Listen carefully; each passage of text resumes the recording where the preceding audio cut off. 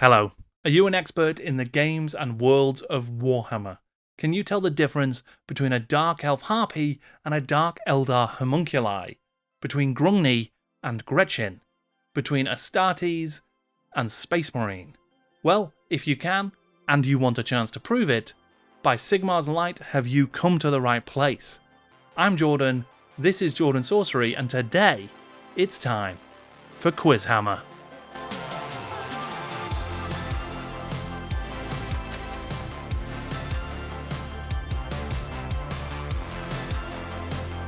So, this is a different type of video for the channel. We'll still be covering Games Workshop history, but I won't be telling you, you'll be telling me.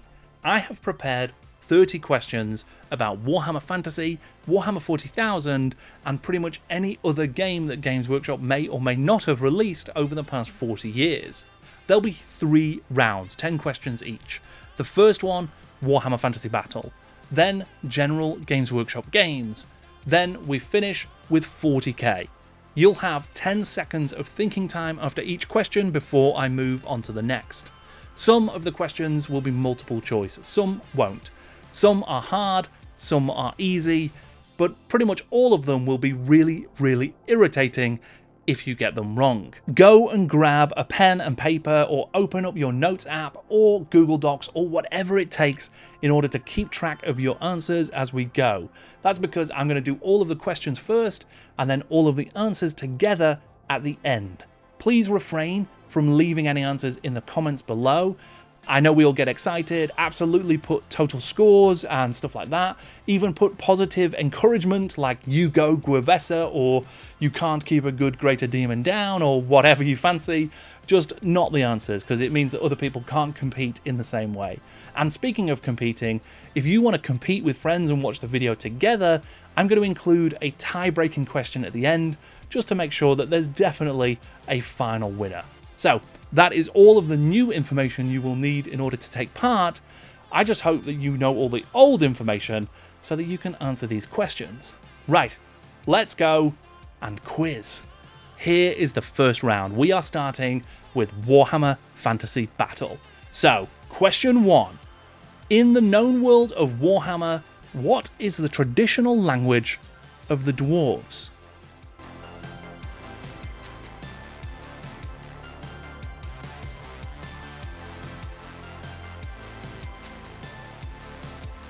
Question 2. During the reign of Emperor Karl Franz, what city was the capital of the empire? Was it Nuln, Sartosa, Middenheim, or Altdorf? In the 4th edition Warhammer Armies book for Orcs and Goblins, a single goblin wearing light armor, carrying a spear and a shield would cost you how many points? 3.5 points, 4.5 points, 6.5 points, or 8.5 points? Question 4. Which venerable character was known to some as the Deliverer of Itza?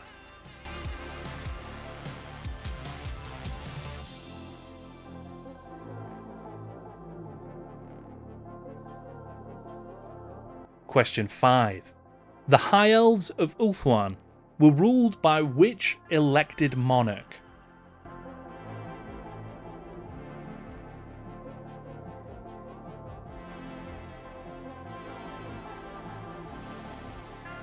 Question 6. In which mountain range would you find the Mound of Krell?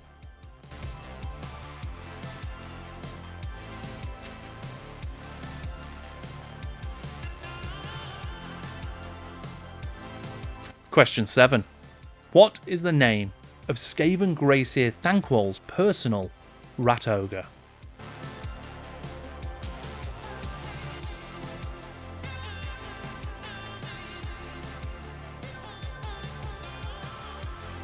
Question 8.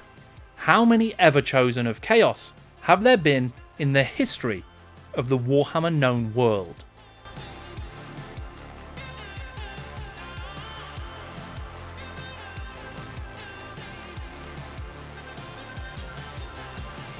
Question 9. What type of war machine is a von Zeppel?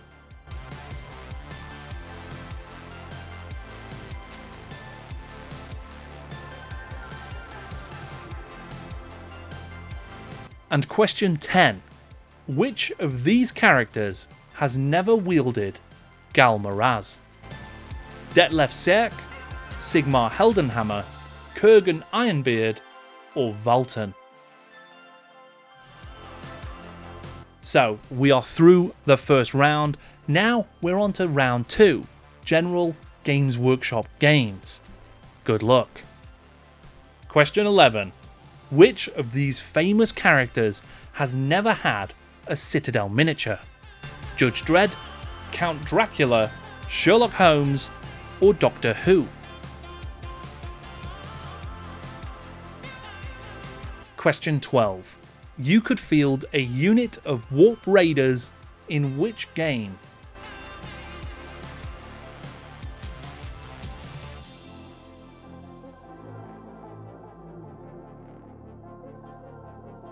Question 13. In which game could you field a unit of Idolater Raiders?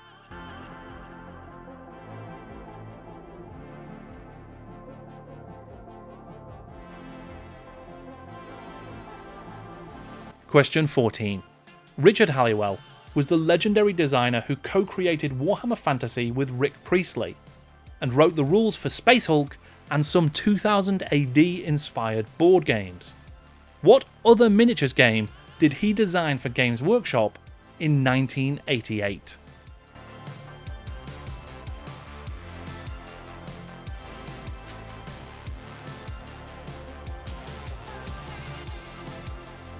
Question 15.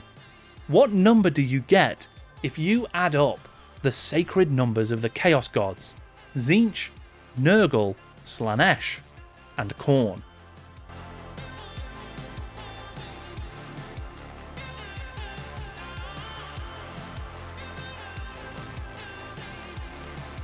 Question 16. For which of these games is Jervis Johnson not a credited writer? Adeptus Titanicus, Warhammer Quest, Blood Bowl, or Necromunda? Question 17. 24 Hours at Carrack Mound was the first White Dwarf battle report, but which issue did it appear in? 97, 107, 117, or 127? Question 18. In the mortal realms of Age of Sigmar, the great city of Hammerhal crosses the realm gate between Akshi and which other realm? Gairan, the realm of life, Azir, the realm of heaven, Chamon, the realm of metal, or Gur, the realm of beasts? Question 19. The original 2001 starter box for Lord of the Rings: The Fellowship of the Rings included 8 men of Gondor, 16 High Elves, and how many goblins of Moria?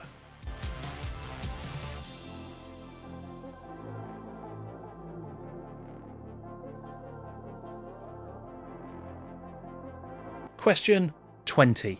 On which London street would you find the location of the first ever Games Workshop store?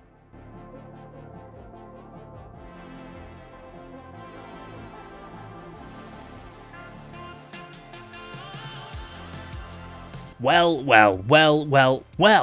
that was the second round done. Now there's just one round left, and it's all about Warhammer 40,000. I believe in you. You've got this, Gwavessa. Now, question 21. What was the first supplement released exclusively for Warhammer 40,000? And by exclusively, I mean that it contained no material for Warhammer Fantasy Battles as well, just a 40k supplement.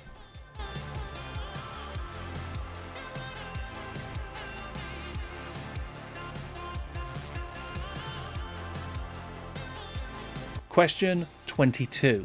What location can be accessed via a webway gate, found at the top of the never-ending stair, or seen as an echo in the materium on the western fringes of the Ghoul Stars?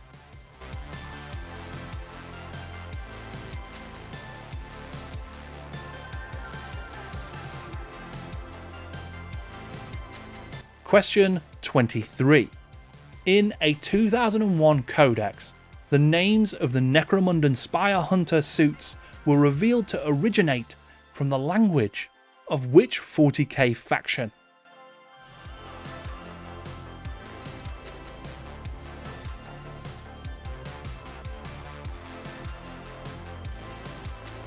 Question 24. In 2nd edition 40k, a Terminator got to roll 2d6 to prevent a wound, but what was their standard save value?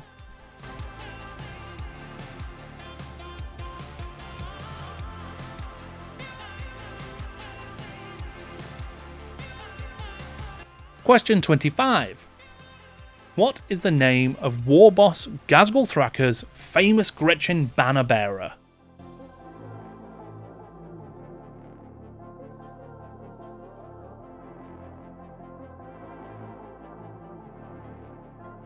Question 26.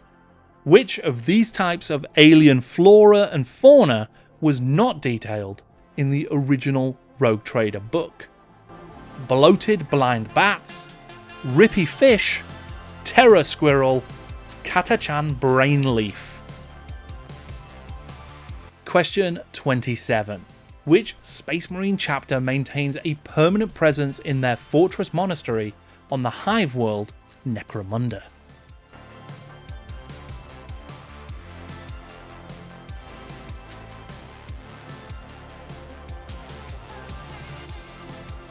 Question 28. What planet was lost in the Imperium's earliest mass encounter with the Tyranids at the beginning of the First Tyrannic War?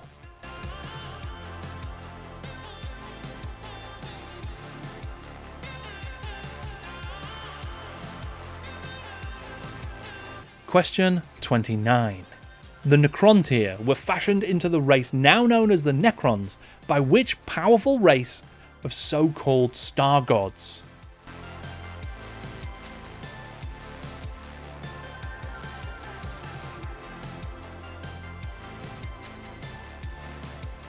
And question 30.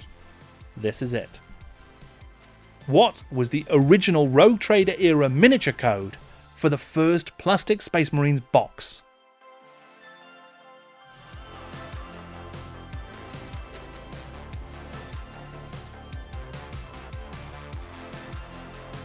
Well, not quite it, because we've still got that tiebreaker. So, according to the 5th edition 40k core rulebook, there are approximately how many hive worlds in the Imperium?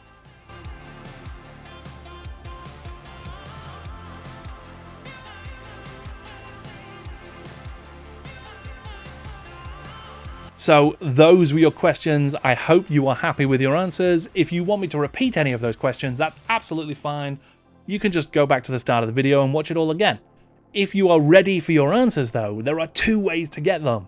Either you can go to the time code I mentioned in the description below, which will take you to the end of the video where you'll get all of the answers in one go on screen. You can pause it and go through it at your own leisure. If, however, you want to know why the answers are the answers, I'm about to go through them one at a time with a little bit of an explanation. So hold on to your servitors because we are about to enter the Answertorium. Round 1 was all about Warhammer Fantasy, but how fantastic were your answers? Let's find out. Question 1. It turns out that Khazalid was the secret language of the dwarves, traditionally spoken only between kin and not in front of outsiders from other races. Apparently, the word wan indicates that a phrase is actually a question or potentially a quiz, which means that we could have called this video Wanhammer, but I don't know that that is quite as catchy as Quizhammer. So I think we made the right call. Number 2. The capital city of the Empire in the reign of Karl Franz was Altdorf. It has been different cities at different times under different emperors, but for Karl Franz, it was all about Altdorf. Question 3. The 4th edition Goblin Spearman, he would have cost you 4.5 points. 2.5 points for the Goblin, 1 point for the light armor, and a half point each for the spear and the shield. Question 4. The character known as the Deliverer of Itza was actually the last of the firstborn Slan Mage priests known as the Venerable Lord Croak of the Lizardmen. Question 5.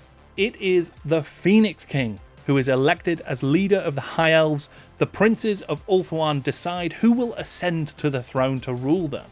Question 6. Heinrich Kemmler found the Mound of Krell situated in the Grey Mountains, the mountain range that forms the barrier between the Empire and Bretonnia that you can really only cross through the Axbite Pass.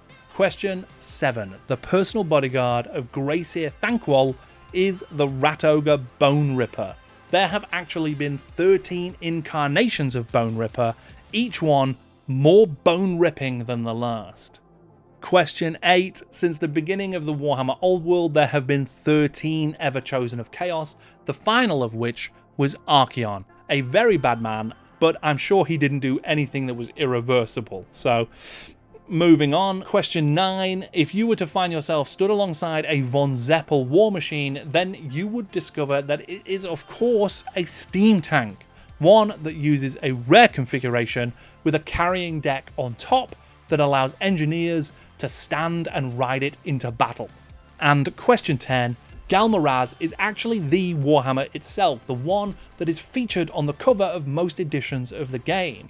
It was wielded by Sigmar Heldenhammer himself, and it was forged by Kurgan Ironbeard and his team of dwarf engineers. Eventually, Karl Franz would give it to Valten to wield it in battle against Chaos in the end times. So they were the three who did wield the original Galmaraz hammer. Detlef Sierck, the playwright, did wield a hammer imbued with the power of Sigmar, but it was not Galmaraz. So there you have it, and just for completeness sake, I should say that apparently at some point in history there used to be a plaque at Bugman's Bar in Warhammer World that revealed that the hammer held by Karl Franz and used by Valten was not actually the original Galmaraz, that it was a replica. The original Galmaraz was reclaimed by the dwarves, and the replica was used, and it still had magic because you could use it in the game, and it doesn't really make any sense at all. So I'm going to kind of ignore that little bit of trivia just in case anyone is challenging whether or not Galmaraz was handled by Valten, because it was, basically, yeah. Those were your round 1 answers. I hope that you're doing well. I think that you are. Round 2, General Games Workshop Games. Question 11. The famous character with no Citadel miniature is Sherlock Holmes. In 1985, there were a range of Judge Dredd miniatures, as well as characters from Strontium Dog and Rogue Trooper as well. A Count Dracula miniature was released in 1987 for use with the classic board game Fury of Dracula, and Doctor Who miniatures were licensed from FASA and released as Citadel and FASA minis in the UK in 1988. Question 12. Skaven Clanskaya Warp Raiders were featured in the game of Raging Sea Battles in the Warhammer world, Man of War. And question 13. Chaos Idolater Raiders could be found in the Starfaring equivalent, Battlefleet Gothic. Question 14. Richard Halliwell's other classic game for Games Workshop was, of course, Dark Future, the game of Highway Warriors. Question 15. What number do you get if you add up all of the sacred numbers of the Chaos Gods? Well, Tzeentch is 9, Nurgle is 7, Slanesh is 6, and Khorne is 8, which I am reliably informed equals up to 30. Just be careful that you don't do that calculation too many times though, because otherwise you will turn into a Chaos Spawn. I've seen it happen, it's gross. Okay, question 16. Jervis Johnson created Adeptus Titanicus and Blood Bowl, and was part of the team behind Necromunda as well, but he is not credited for the design of Warhammer Quest. Question 17. You would find 24 Hours at Carrick Mound in the pages of White Dwarf issue 107. It was a 24-hour charity battle that featured 10 players and 33,000 points worth of Chaos and Empire allies. Incredible stuff. 18. The twin-tailed city of Hammerhal straddles the realm gate between the realms of Akshi and Ghyran, the realm of life. One hell of a commute if your office is on a different mortal realm. Question 19. The 2001 Lord of the Rings Fellowship of the Rings box included 24 Goblins of Moria. That was 8 with bows, 8 with spears, and 8 with sword and shield. So, finally, question 20. The first Games Workshop store could be found in 1978 in London in Hammersmith at number 1 Dorling Road. And with that, we find ourselves with just 10 questions left to answer. I am pulling for you. I think you could win this for real. Question 21. The first 40k supplement that didn't feature Warhammer Fantasy content as well was Warhammer 40,000, chapter approved, the Book of the Astronomicon. Hell of a resource, new army lists, new rules, painting guide, campaigns, lovely stuff, fantastic book, check it out. Question 22. You could go through a webway gate, you could reach the top of the never-ending stair, or you could view an echo in the materium on the western fringes of the Ghoul Stars of the Black Library of Chaos, also known as just the Black Library. It is the repository deep within the webway that houses all of the Eldar's forbidden knowledge and audiobooks. It's a great place. 23. Roughly, Horus meant powerful, Jakara meant mirror, Malkadon meant spider, and Yeld meant aircast. The names of the Necromundan Spire Hunter suits as translated from the original Tau. That's right, they were in the Tau Codex, the first Tau Codex that came out in 2001, who, way back when, were believed to have sold the suit technology to the nobles of Necromunda in the first place. So, there you go, bit of lore. Question 24. In the frightening second edition form, a standard Terminator would roll a 3+ save on 2d6. Just unreal, unkillable, manic. Just not right. It's just not right. It's just not right. Question 25. Ghazghkull Thraka's Grot banner bearer was Makari the Grot, believed by some to be the luckiest Gretchen in the universe because he survived in the job for 9 years. Of course, he then died getting accidentally shot by Ghazghkull Thraka, so you win some, you lose some, I think. Question 26. In the pages of Rogue Trader, you would find the Rippy Fish, the Terror Squirrel, the Catachan Brainleaf. They were all real, documented, definitely out there in the universe. The bloated blind bats were merely a beautiful dream that we all shared. Question 27.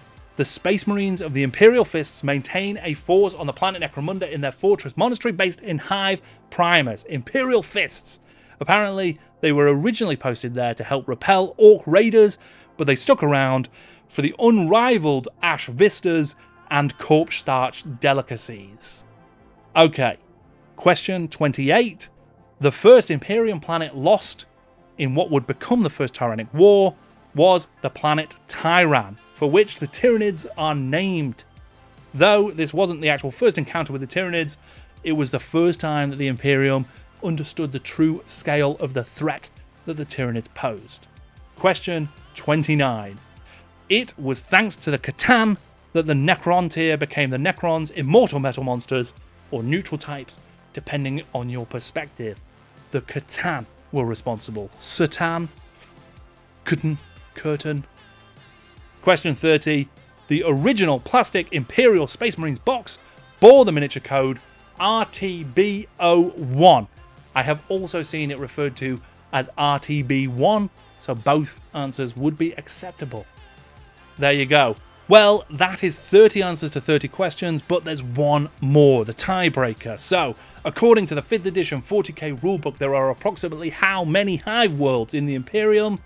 Well, the book states that there were 3.238 times 10 to the power of 4, which according to a calculator equals 32,380. How close did you get to that one? I thought it would have been in the millions, not the 32,000s, but I guess the Imperium, who knows how big that place is. So there you are, the first ever Quizhammer with Jordan Sorcery complete. You did it. You won it. I can't believe anyone got a higher score than you did. Fantastic work. Post your scores in the comments below. Let me know if you enjoyed this, if you thought the questions were good, if they were bad, if they were too narrow, not narrow enough. I absolutely welcome feedback on the format, the questions, the whole lot. I would love to know if you want to see more videos like this, if you want to see me evolve the Quizhammer idea and see where else we could take it, because I had a lot of fun preparing this, and I hope that you had fun too. Leave a like, leave a subscribe on the channel if you want to, and of course, if you want to support the channel and the work I'm doing here, then feel free to check out my Patreon, but there is no obligation to do so. There is a link in the description below. That is everything. I am Jordan. Thank you for watching. This is Jordan Sorcery. That's not the usual order I do it in. Thank you for watching. I'm Jordan. This is Jordan Sorcery. That's the normal way I do it. Fantastic. See you later.